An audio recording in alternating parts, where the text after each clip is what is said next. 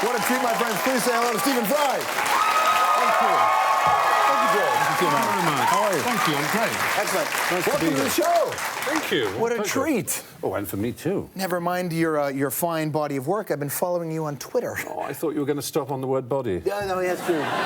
It would be awkward for the audience if I went there so early. You're right. It's usually after the commercial Work break. your way up to it, absolutely. That's Yeah. right. I want to talk about your book, but I also want to talk to you about the Glenn Gould thing, which you're involved Yes, in. that's Just tell why us about I'm that. here, as it were. Well, Glenn Gould was a magnificent pianist and an extraordinary man, and had long been a hero of mine. And when I was invited by the Glenn Gould Foundation to be part of the jury for the Glenn Gould Prize, I leapt at it. Most people don't realize that recorded music is the way it is because Glenn Gould decided you can bring a concert to a living room. Exactly. So how does one determine what a cultural, artistic achievement is? It's a really tricky one. It's almost like sex. It's, or love, I suppose. It's Suddenly everybody went, I'm in. What? Yeah. It's just the thing that makes you go zing. We should always remember that feelings come first with human beings. That there are primal things, emotion. And if you're trying to judge who is a great artist, a great contributor to world culture, however you put it, yes, you can list they've done this, they've done that, they've done the other, but it's the thing that makes you go slightly swimmy in the head, makes your blood sing in your ears. That's the thing. Have you always approached your craft with that in mind? I have, actually. Oddly enough, I get mistakenly accused of being an intellectual, and I like to believe that I have intellectual curiosity and that I like reading and I like ideas and I like talking, but I think a lot of people know a huge amount. There's a fantastic thirst to know things that people have, and they're put off it. Well, if they want to know anything about your 20s, it's right here. It is, yeah. First of all, I thought, if this is your book up until your 30th birthday, which is what it is, you've had a hell of a life. Well, that's true. I mean, it was an interesting time, for me, at least, and a lot of it to do with university, to do with the fact... It starts with me coming out of prison, which is an unfortunate thing that happened to me when I was 17, 18. You weren't in there for 2 days, you know? Oh, I was in there for a fair old time, credit card fraud. Yeah. And it was then that I decided that it really was time for me to pick myself up. And so when I left, I got home and I went to a local city college, which was enrolling. I was just the day, literally, I arrived back home from prison. They said, we're taking people on. It was on the last day. I was at the end of the queue. I asked to do these subjects, and they said, we're full up.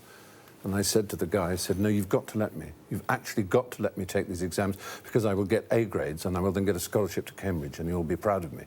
He said, what? He said, we don't do the Cambridge entrance exam. I said, no, I'll do it myself. I'll pay for it and I'll invigilate, and I'll pay one of you to invigilate for it, and I will get the... And they said, whoa, all right then. And in that moment, my life, that was like a hinge in which my life changed, because I did fortunately get a scholarship to Cambridge, and I went there, and that's where I met Hugh and Emma. And what's fantastic about that, though, is that life, for it to work out relatively okay, you need people who, for no reason discernible, who have no reason to believe in you, to give you a break. That's absolutely right, yeah. And that just shows how fragile all this is. That was, as I say, it was like a hinge, and my whole life turned. It could have turned the other way, and I could have, who knows. So, what's actually cool about this book is that you do talk a lot about, and you show a lot of pictures of you and the guys and the girls in the early days. Yes. And some young photos with fabulous glasses in here. But the show you did with Hugh Laurie, and you must be really pleased with the way his career has blown up as well. Hugh, what's he doing now? I thought he became a doctor, actually. Oh, did he? Oh, he's a doctor. And they've done sort of a documentary series about him. He's very much like Sherlock Holmes. He's even called House. I am, of course, insanely proud of him, and thanks to Charlie Sheen's explosion, he is now the highest-paid actor on television. so that's even better. And not only that, he's just releasing a blues album. He's always been a passionate musician and an incredibly talented one. I mean, ever since I first knew him, he always was. He could play the piano, the guitar, the mouth organ, the saxophone, any instrument you gave him, he would master it. And never being able to read music, just an insanely Were you guys competitive? Gift. Never. It was one of the extraordinary things when we met. It was Emma Thompson who introduced us. I'd heard that you do love her, and she is worthy of your love. Yes, she's a marvellous woman, but she is taken. Yes.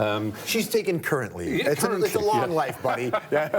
You're right, and it's honourable that you're able to wait. But she and I were in lots of plays together at Cambridge, and she introduced me to Hugh because she thought we'd get on together. And when we first met, she took me to his rooms, and Hugh's girlfriend at the time, Katie, opened the door. Hugh was sitting on a bed with a guitar on his knees, and I said hello, and he went hello, and he said, I've just written this song. And I said, oh, and he played it to me, and it was a funny song, very funny song. And he said, what do you think? And I said, it's good. I said, and I suggested some sort of tweak to the lyrics. And he then pulled out a couple of sketches he'd been writing, and we started working on those. And about 3 hours later, we sort of introduced ourselves properly. And it was like love at first sight, and it was a collaborative love at first sight. We just started working and writing together and carried on doing that for years. And I still see him. I mean, obviously, he spends 9 months of the year in Los Angeles plying his trade as a grumpy doctor. What you guys were able to pull was, which is what anybody, even if they're not in your business, is looking for, which is a place to belong. Yeah. And a sense of belonging. When you look back at those days, what do you think of those days? Well, it is, yes, friendship. First and foremost, friendship. The fact that we adored and still do adore each other. And I think it's just incredible good luck. And Emma, I see a lot as well. There was a sketch we wrote together at university, and I remember Emma and Hugh and I were in it, and we needed to have a judge. It was an American courtroom sketch, and we cast Tilda Swinton, who was a friend at university as well. And I was thinking about that when I was writing the book, and thought, my goodness, Tilda just won an Oscar 2 years ago. Emma has won 2 Oscars. Hugh has won 40 Golden Globes and 70 Emmys and goodness knows how many other awards. And there we were, sort of 20-year-olds at university without the faintest idea that we could have a career in show business at all. So there's no question I'd be unbelievably lucky. And I have to kick myself sometimes. You know what is interesting about reading this book and just following you even online and your story? You're really open about a lot. Especially your insecurities. This book is rife with your struggles, man. Yes, I'm afraid it is. And I know that there's something rather tedious about people in the public eye going on about how lonely and insecure they feel, or their list of addictions and so on. But I think if one phrases it right and one is honest about oneself, it is also, I hope, a very vindicating thing for people to read. I certainly, when I was a teenager and riddled with all the insecurities that teenagers naturally have, especially being gay. My generation was quite a, scary thing to imagine being. That my life might well be one of, illegal horror and blackmail and, just general misery, and also a feeling that I was just different from everybody else in all kinds of ways. And you think you're the only person who feels that. And what you yearn is for a writer or a songwriter. It could be Leonard Cohen or Morrissey from the Smiths. Yeah. Somebody who touches you, says, I'm with you, you're not alone. We're all scared inside. We may all walk big. And those guys who walk along and look really cocky, they're the ones who are most scared. They're deeply scared. We're all, we all think everybody else has got a big club while we've got a tiny Q-tips behind us. Going, that's all I've got. And we all think we've just missed out on what life, the secrets of life. And everybody else has got it. Everybody else is, yeah. But the wonderful secret is that we're all equally afraid and uncertain. And that isn't a bad thing. It's a wonderful thing. Well, I think a lot of people, too, we grow up watching movies and TV shows and thinking that's what we're supposed to be like. Yeah. And as an artist and as a creator of this stuff, certainly in certain generations, you never saw frailties on television. Yeah. It wasn't until Magnum P.I. and the show James Garner was in. Oh, Rockford, the Rockford Files. Where when a hero would punch somebody, he would hurt his hand. Oh, exactly. And that was a watershed moment, right? Yes. Can the same be in comedy? Can frailties be played out differently in comedy? Absolutely. Especially, and this is not sort of mad patriotism, but especially British comedy, I think, and actually Canadian too. American comedy is fantastic for wisecracking guys, but they're usually if you'll excuse my French, I think of like John Belushi in Animal House. Right. Brilliant performance when there's the little folk singer on his guitar. John Belushi just takes the guitar and smashes him over the head with it, and everybody laughs. Now that's great, but to me, a real comedian would want to play the folk singer, right? Not the bully. That's all John Belushi was. A brilliant bully. Don't get me wrong, but he was. I'm the guy with the biggest dick in the room. Right. Is essentially an American comic's view of life. Whereas a British comic's view of life is, I've arrived at a party, oh, I forgot my dick. Yeah. You know? To me, that's a better place to be. Right. You know?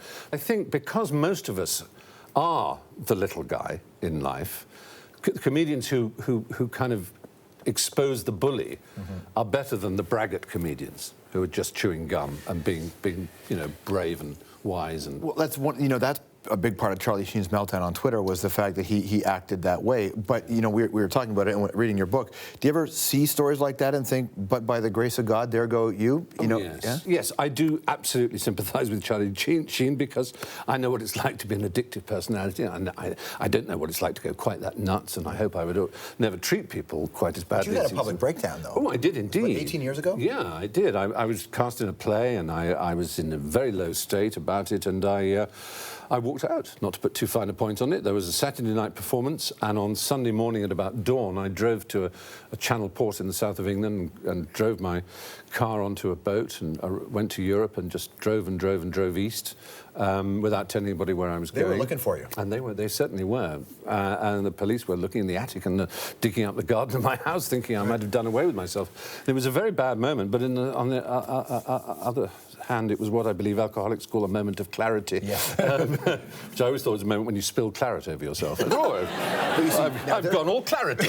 What the hell? But there's a moment when you're with your car and you're waiting to get on the ferry, and you have to make the decision, I'm going to drive onto the ferry or I'm not, because once you're on it. Absolutely. What's going on in your mind there? But what was going on in my mind was that I couldn't stay. I couldn't be in England. I couldn't be... I had to try and... I don't know what I thought. I imagined in some fantastic way that I would drive up to the eastern north of Germany and cross the border through Schleswig-Holstein into Denmark and go to the north of Denmark and somehow learn Danish and get a big white polo neck pullover and a pipe and sit on rocks and write poems. It was a strange fantasy.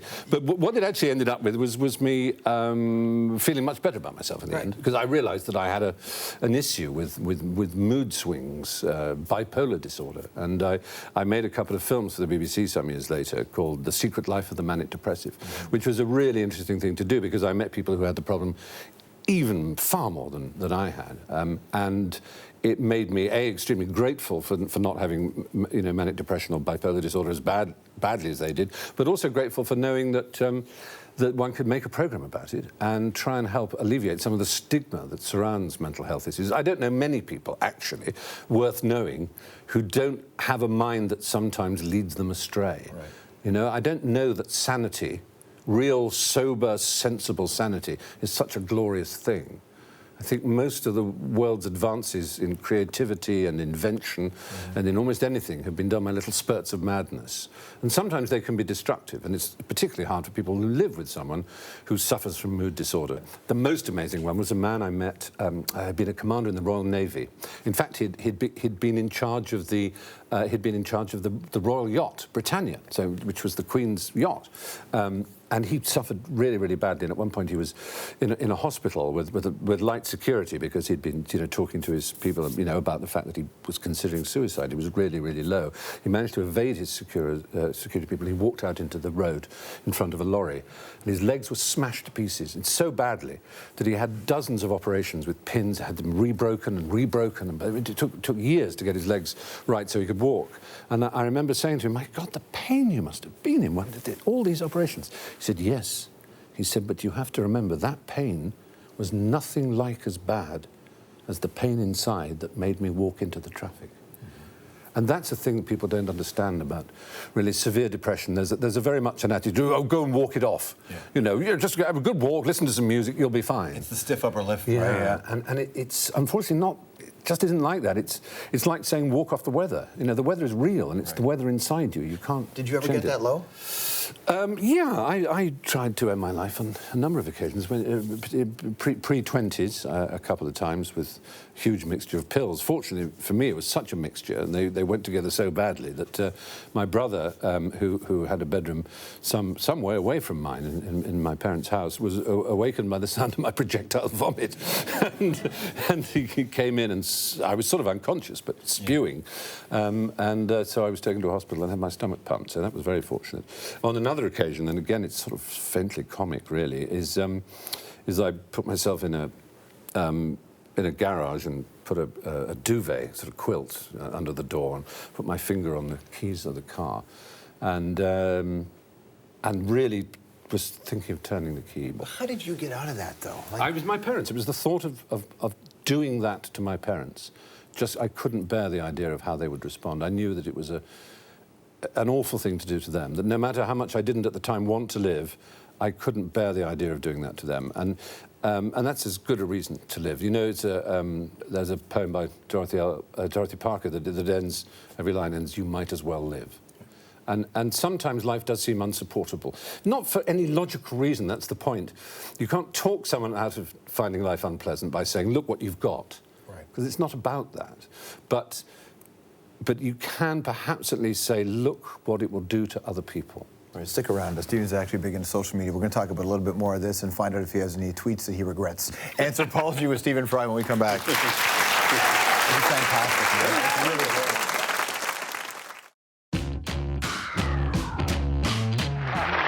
Oh, yes. Ladies and gentlemen, welcome to A Bit of Fry and Laurie. Mesdames et messieurs, bienvenue à un morceau de Fry et Laurie. Stoot Messi Bim, Gut Yender, Fenstupke, Fry, Stink Laurie. Good of Fry and Laurie, Stephen Fry and Hugh Laurie. Who plays a better doctor, him on House or you on Bones? Oh, well, I think I'll have to hand the palm to Hugh there. Though I do enjoy being on Bones. I play a sort of psychiatrist, a forensic psychiatrist, whereas Hugh, as you know, plays a grumpy old sod, which he's very good at. You know, your Twitter feed is fantastic. You've got millions of followers. Yes. Do you ever regret any of the things you put out there? Oh, gosh, yes. I mean, tweet in haste, repent at leisure is basically the thing. And I sometimes, you know, if I've had a few drinks and someone tweets something offensive or mean or stupid, I will tweet back instantly, and then suddenly I'm accused of being a bully or not being able to take criticism or taking things too seriously or indeed just, you know, using my influence. You suddenly realise, because if you have a large number of followers and you retweet something that you find amusing, people who don't find it amusing think you're endorsing the point of view of someone you're retweeting, and they think you're misusing your influence. And suddenly, and also they think that it is your duty to retweet any charity that they are doing. Now, there are thousands of people out there doing wonderful bike rides for this charity and that charity that are all incredibly good and useful. But I can't feel that it's my duty to have to retweet every single one of those things,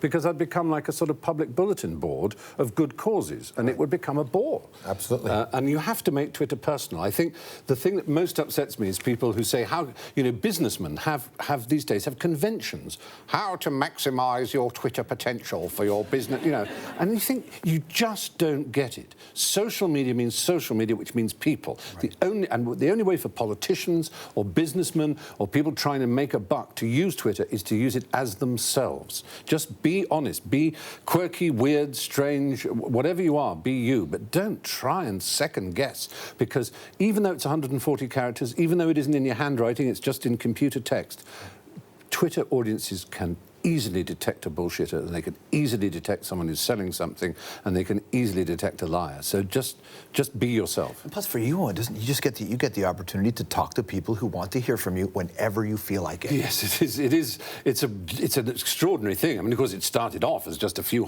years ago, and it just grew and grew and grew until suddenly it became this worldwide phenomenon. And I have had I've had bad moments on it, no question. I've been an idiot. I've done stupid things on it, and, you know, said things I really shouldn't have done, and I've learned. What's the strangest thing you've ever read about yourself? I've ever written about myself? Read about myself. I think there was some journalist who described me as handsome, and I looked in the mirror and I thought, that woman is off her medication. Do you have any advice for Prince William and Kate? Poor things, yes. I'm very, obviously, delighted for anybody who decides to commit to their lives to each other. But when it's in the glare of publicity such as theirs is, I would say, yes, don't read a single newspaper for the rest of your lives. Nice. The book here is called The Fry Chronicles. Stephen Fry, everybody. We'll be right back. Hey, thank you very much. Thank you. Real pleasure. George, a real pleasure. Thank you. I love that. Real pleasure. Thank you.